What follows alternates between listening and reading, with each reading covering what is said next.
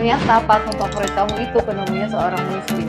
Orang-orang Mesir, Yunani, dan Romawi memang udah ngembangin teknik parfum, tapi muslim nemuin proses nyuling di abad ke-8 dan si jenius dari Irak, Jabir Ibnu Hayyan, bikin alat penyulingan alembik.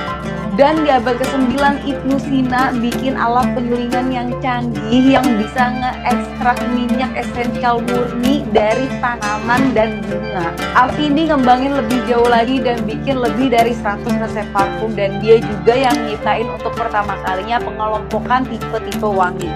Orang-orang Eropa ngikutin ini baru berabad-abad setelahnya.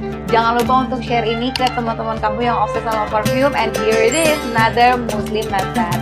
Saya nggak di tahun 859 yang bikin universitas pertama di dunia adalah seorang wanita muslim.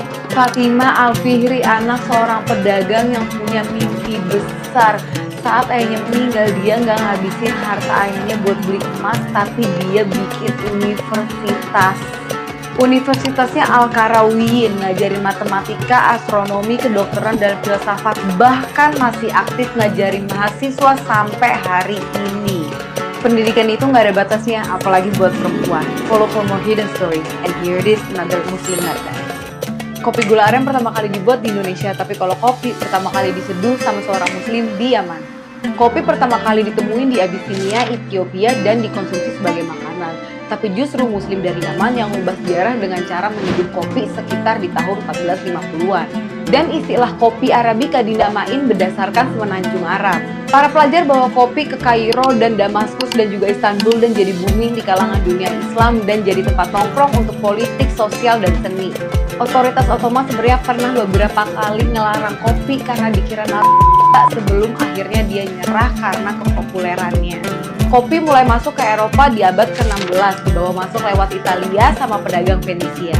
Semua kopi dikirim dari pelabuhan Al-Mocha di Yaman, makanya orang Belanda nyebutnya kopi mocha saat mereka jualin di Eropa.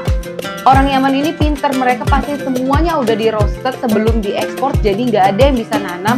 Tapi sayangnya ada yang berhasil nyelundupin ke Paris sampai ke Amerika Selatan. Beberapa kopi bahkan sampai ke India juga, di mana Belanda bawa kopi ini masuk ke Indonesia sekitar di tahun 1690-an. Share this with the coffee addict who needs to know this, and here it is, another Muslim method.